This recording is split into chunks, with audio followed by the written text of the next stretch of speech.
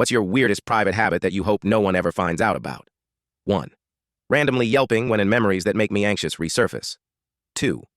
Sometimes when I'm having a really hard day, I'll pretend my dishes or my laundry are sentient. Little creatures who are excited to see me. They also need my help because they're scared or lost or dirty. I give them their little baths and tell them that they're brave and then tuck them back into their homes. They're very thankful to me and excited to be back in their safe places all clean with their friends. It helps motivate me to keep my apartment clean when I'm dealing with the apathy of chronic depression. 3. Sometimes I take all the stuff off of my refrigerator and sit on top of it just to look at my home from a different view.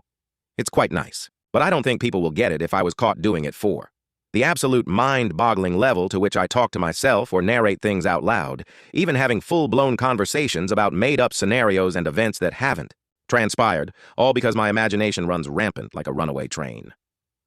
5. I like hanging out in the closet, literally. When I was a kid, the closet was my safe space. I'd hide in there to get away from my siblings or my parents or whenever I just needed alone time. There was a small light in there that I could turn on and use to read books under, so sometimes I'd spend hours in there. When I went off to college, whenever the closet size would allow for it, I'd try to jerry-rig a small study station in there by fitting a small desk and some lighting in there.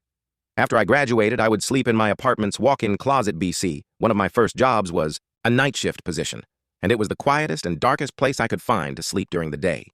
My bedroom's blinds didn't block out enough light, and there wasn't an easy way to add blackout curtains, not to mention the window faced the street, so it was pretty noisy, while the closet was more interiorly located, so it was more muted inside. Even nowadays, our current place has this nook that's the size of a small walk-in closet, and I'll sometimes bring out my camping gear and just sleep on the floor there. My SO finds it really strange, but it's just weirdly comforting.